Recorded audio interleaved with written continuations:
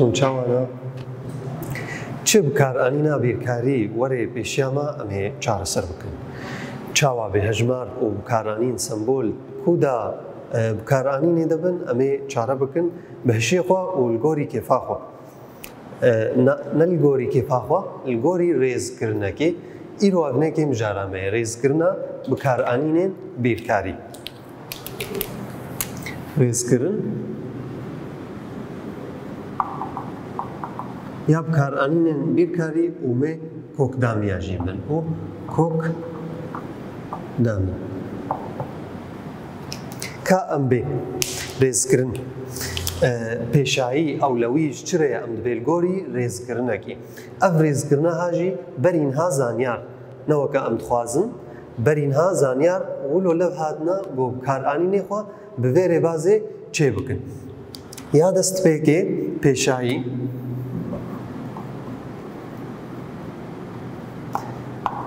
yani ewlewî ji çi re ye bikaranîn hene kevan di nava de hene destpêk ji xwe ji kevana re ye ya destpêkê em ê kevana vekin eger li gel me hebin ya destpêkê em ê kevana vekin kevan tu vira ya diduwa me êne hêza hêzin cima hebin dam bin kab bin em ê wanê jî vekin hêz encamê wanê bibînin دوورا یا سیا کۆمکردن و هەفدان ژنۆڤرا ئەمێ ژنۆڤرا ئێنە کۆمکرد مێ ئێنە هەفدان و پارڤەکردنێ یا سیا هەفدان و پارڤەکردن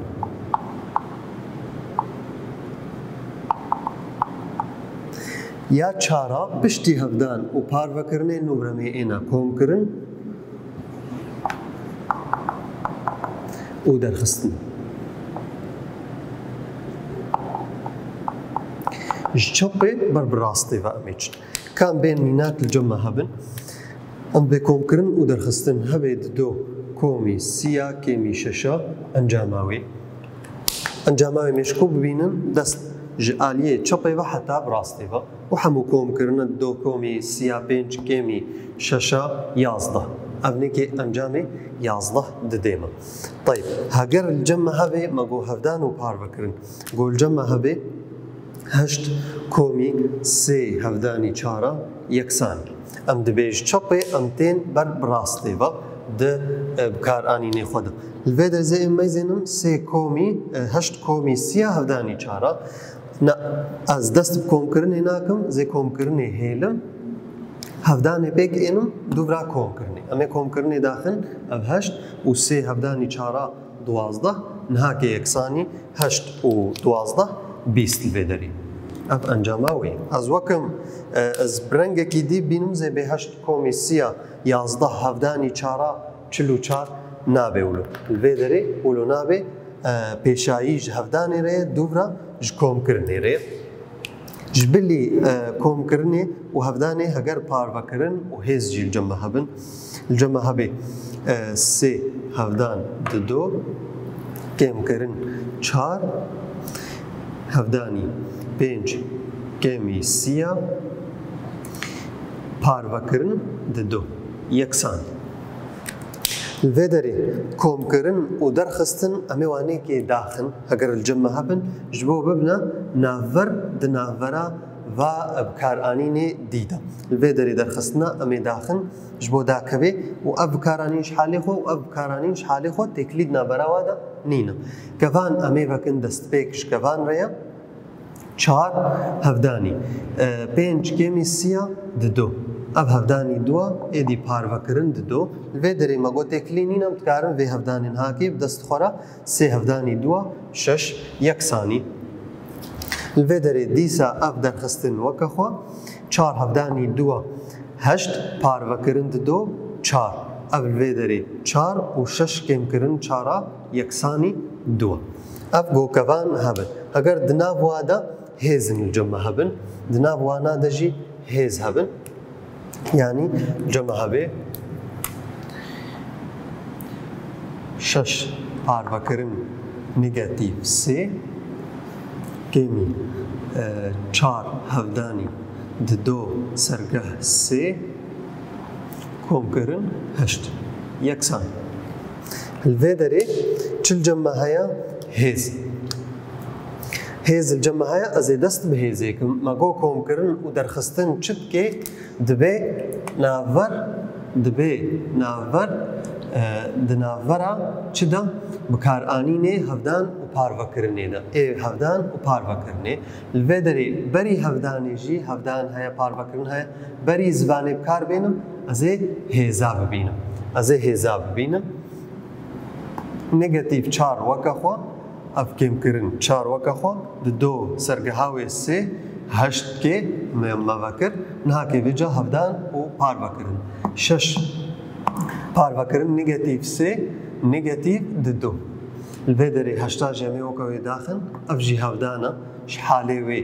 ئەنجاماوێ تێ دیتن نێگەتیڤ چار هەڤدانی هەشتا نێگەتیڤ سێ و دو لێ دەرێ کۆمی هەشتا و لێ دەرێ نێگەتیڤ دو منها هەڤرا کۆم بکن نێگەتیڤ دو و نێگەتیڤ سێ و دو کەبنە سەر هەڤدە نێگەتیڤ سێ و چار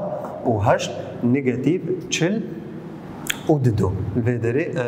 ببهورێنن وێ دەرخستن چێبێ ئەف نێگەتیڤ مەیزێنن نێگەتیڤ سێ و چار و پۆزیتیڤ هەشت ئەمێ سێ و چارا کێمی هەشتاکن مانە بیست و شەش و هێمایە سێ و چارا نێگەتیڤە ئەف نێگەتیڤ بیست و شەش ئەنجامە داوی یاوا بکارئانینێ هەن مەگۆ پێشایی ژکەڤانارەیە هەگەر هەبن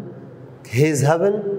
ئەمێ بەری هێزاژی چنەکەڤانە پشتی کەڤانە مێ هێزا بکن پشتی مە هێز بەکردن نوبرە هەڤدان و پار بەکردن و تالی کۆمکردن و دەرخستن هەگەر گەرتەکل جەمە هەبێ وەکە دوازدە پار بەکردن سیە لەسەر شەش دەرخستن هەشتا یەکسان ئەف کەڤان ئەف گەرچی دەبێ وەکە کەڤانەکەش حالێ خوا ئەمێ پاش حالێوێ چێکن و دوورا پاران و دوورا خۆواتەیە گەردەی پارڤەکردنە ئەمێ تالی پارڤەکردناوێ چێک دپاردا پارڤەکردن هەیە دوازدە پارڤەی سیە چار دپاراندا دەرخستنە هەشت کێمی شەشا بە دووە و هێمایە هەشتا نێگەتیڤ دو و نوورەمێ پارڤەکردنێ چێکن چار پارڤەکردن دو و هێما پۆزیتیڤ سەر نێگەتیڤ ئەف ئەنجامە vêkirtiye bi çi li gorî rêzkirina bikarînên bîrkarî destpêk ji kevana re ye îda ji hêza re ye îda hevdan û parvekirin ji çapê berbrastê ve û îda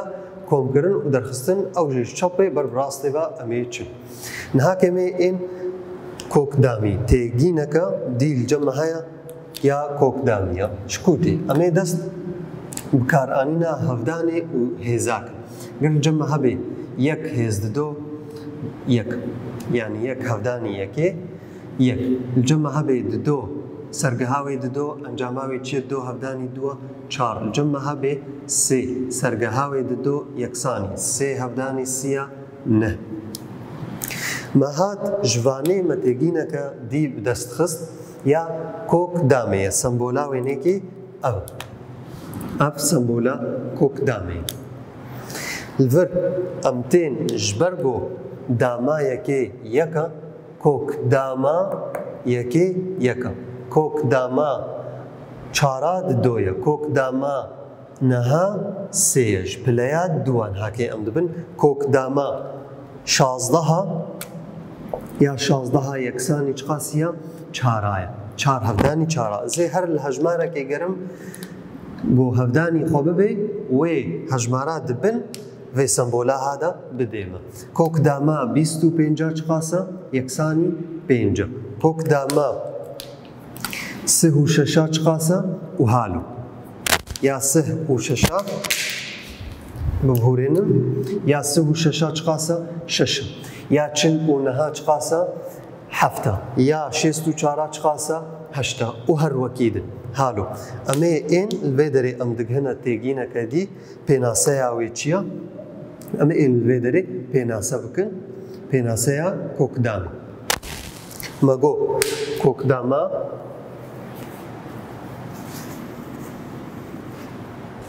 kokdama hejmarekê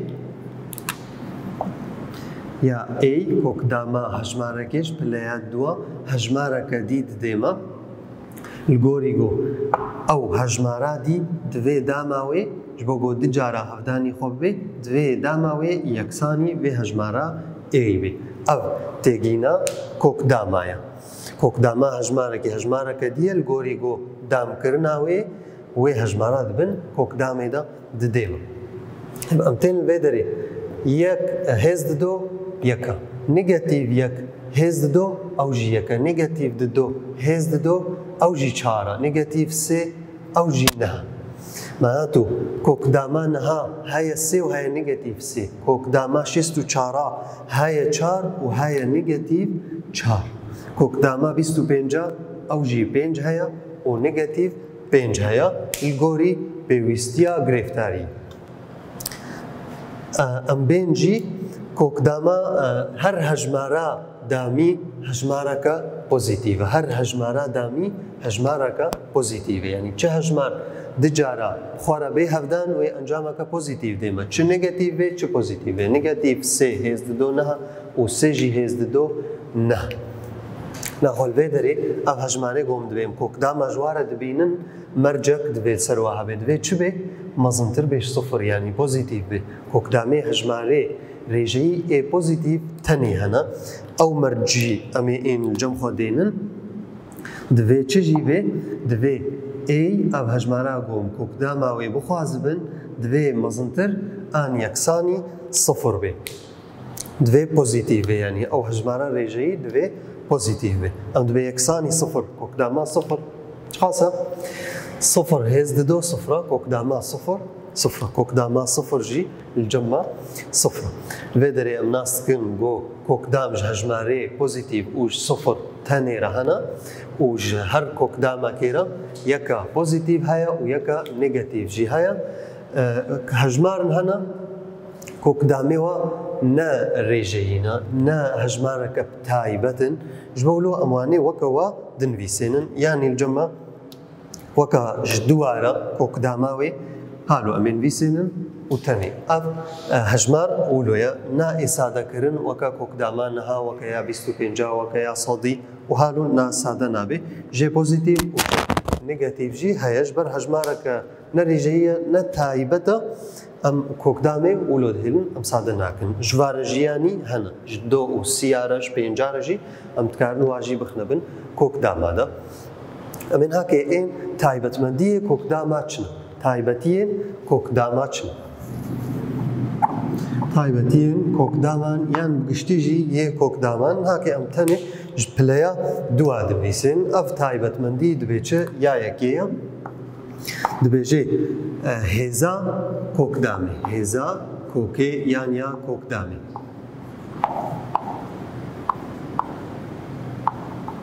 يعني الجمع هبه كوك دامك هجمارك ريجي بوزيتيف را وسرقه هزك جيرا هبه ان افناكي ام تكارن بيجن كوك دام ج اي هز ان رمي سرقه دنا هجمارات بن كوك دامي دا وافجي ام تكارن فكن وج كوك دامي خلاص ببن اما ان بي اي بسرقه ان بلاوي بلايا كوك دامي دو الجمع ان بلاوي دو اما ميناك نال سرفاني ببن جبوغو زلال بي اف تايبت مندي يعني هاجر الجمع هبي كوك داما ششا حمو سرقه شش يكساني ماگو الگور تایبت مندیا خوش شش هجمارك بوزيتيفات بن كوك دامي ديا ام تكارن بيجن كوك داما شش بسرقه شش ويكساني ماگو ميش كوك دامي خلاص كن اميش كن مي ببنا هيزي سرقه هاوي امي انن شش بلاوي شقاسي بلايا كوك دامي ددوا وافجي يكساني شش سرقه هاوي شش بلاوي دوا سي وشش هيز سي امي وكن شش هفداني ششا سو شش هفداني ششا دصد وشازده مينا كدي الجمع هبي كوك داما حفت سرقهاوي چار يكساني افجي امتكارن راست راست انجاماوي ببينن وسادكن افجي تي حفت ومي چكنش سرقهاوي چارا بلاوي بلايا كوك داميكن ددوا يكساني حفت سرقهاوي چار بلاوي دوايا يعني دويا وحفت جيد بي حفت هفداني حفته چل ونهاد ديما الفيدري ئەم پارڤەی دوات بکەن ئەف هەژمارەکە خوازایی دێمە ئەنجامێ دوات دێمە چوومە دەبێ ئن جۆت بێ ئن دەبێ جەممە جۆت بێش بۆ گۆ هەژمارەکە دیسە خوازایی بدێمە ئەم ڤەکن وەکە گۆ ئەمزانن ئن جەممە هەژمارەکە جۆت بێ دوێ ئن هەژمارەکە جۆت بێش بۆ گۆم هالۆ سادە بکەن هەگەر ئن ددۆ بێ جۆت بێ و ددۆ بێ وێ ئەو ددۆ پارڤەی ددوا پلەیا کۆکدامێ ببێ و مێ بجارەکێرە ژێ خلاص ببن یعنی هەگەر ئەڤرەوشەکە تایبەتە هەگەر جەممە هەبێ هەژمارەکە تامی پۆزیتیڤ ئێ مەزنتر ئان هەژمارەکە ڕێژەیی مەزنتر ئان یەکسانی سفر و داماوێ دامکەری بێ ئەمێ بچژێ خلاص بن کۆک دامێ مەگۆ وێ دۆ بەلاوی دوا بێ و یەکی دێمە ئەمش دامێ خلاص دەبن کۆک دامێ ئەو سوودا بۆ ئەمش بێ تایبەتمەندیە دگرن هەگەر بخواز بن ژ دامەکێ هەژمارەکە دامی ژ داماوێ خلاص ببن ئەمێ کۆکاوێ بگرن یعنی الجەممە هەبێ سەد هێز ددۆ کۆکداماوێ یەکسانی چییە؟ مەگۆ ئەو ددۆ وێ پلەیا کۆکدامێرە چێ وێ الجەممە بمینێ چ سەد ئەف ڕاستە ڕاست الجەممە ڕاهێنان هەیە ڕاهێنان ڕووپەلا بیست و نەها گەلێکی هێسانە و خۆشە چار بالاهینە دەبێ ئەنجامێ وا ببینن و داگرن ئەڤنێ کارێ مالێ ji bo we ye gelekî hêsana û xweşan ha em ê ên taybetmendiya di duwa kokdama de em ser koka diştexilin mê êne taybetmendiya xwe ya di duwa taybetmendiya duwa dibê çi kokdama hevdanî kokdama hevdanî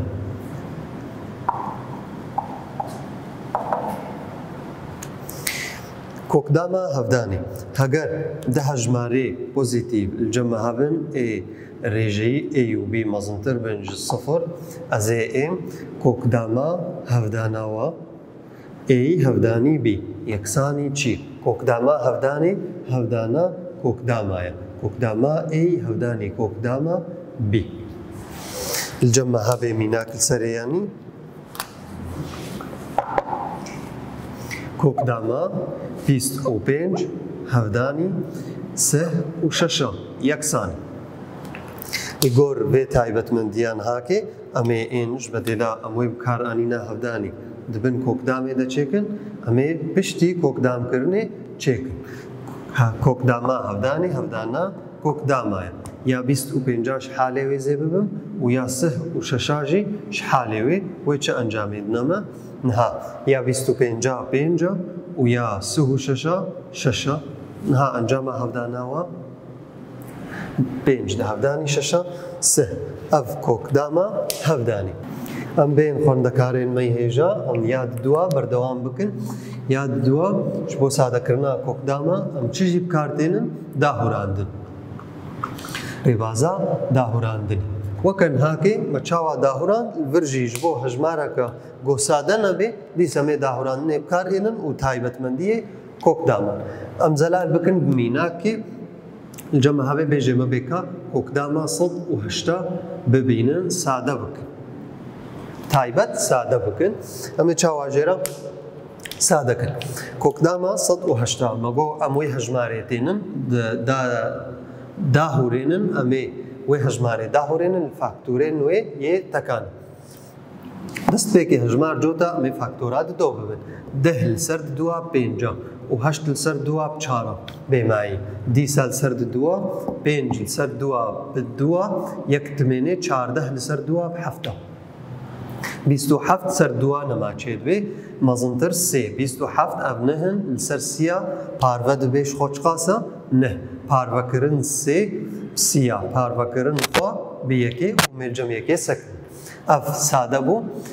ئەف هاتە داهوراندن لە فاکتۆرێن خوا یێن تەکانە و مێنڤیسێنن ددۆ چەند جارە ددۆ دجارە هەفدانی و سێ چەند جارە سێ جارە نەمە گۆ سەرگەه گۆ کت بێ پارڤە نابێ وەکە هەژمارە کە خۆزایی بدەیمە گۆ کتبێ ئەمێ ئێن یێ جۆت شحاڵی وا بن سێ هێزددۆ و یا کت ژی شحالێوی ji bo wilo me sê nenivîsan di caran ji bo gom Sûdê ji taybetmendiya yekê bigirin. Min haên kokdama 180 yeksanî kokdama 2 sergeh dido, 3 sergeh dido û 3 sergeh yek û yeksanî. Mêvekin hevdanî cot bi kokêre çêma dido, ev jî kokêre çêma 3, ev kokêre kita naçê em ê wê weke wê hêlin 3. Kokdama siya û yeksanî li vê derê dimê do hevdanî siya bikin û kok weke xwe dimîne. Ev ji bo sadekirina kokdama 180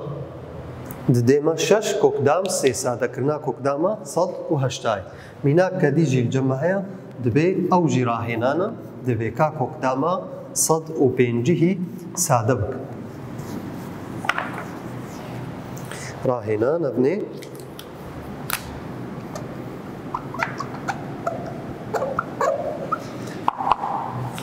ev rahênan û yadawiya em ê ên divê ka kokdama 150 sade bikin bi rêbaza 2.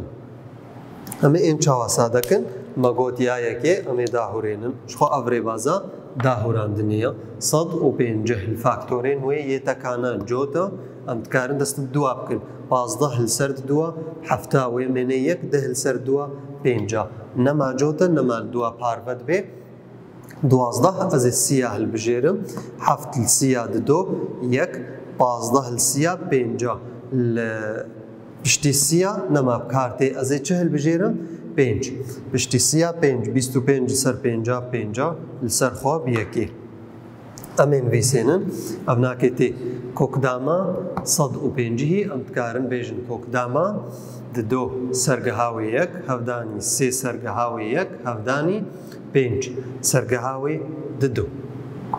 Yeksanî ya go sade dibe 5 sergeha wê didoya wê bi kokdamê re çê ev 5 çû kokdamê re hevdanî û dido hevdanî siya sade jî nabe 6 em ê wê weke wê nivîsênin û sembola hevdanê kur dikin 5 kokdam 6 ev ji bo kokdama 150 ye. Li vê derê waneya me ya îro bi dawî bû em dest di mijara xwe îro de me dest bi rêzkirina bi kar anînên bîrkarî bo em ê li gora çi kar anînê xwe encama wa bibînin. Duvrem hatin me kokdam birin û taybetmendiyê wanekê û li vê derê em mijara me waneya me ya îro bi dawî dibe û em spasiya we dikin xatirê.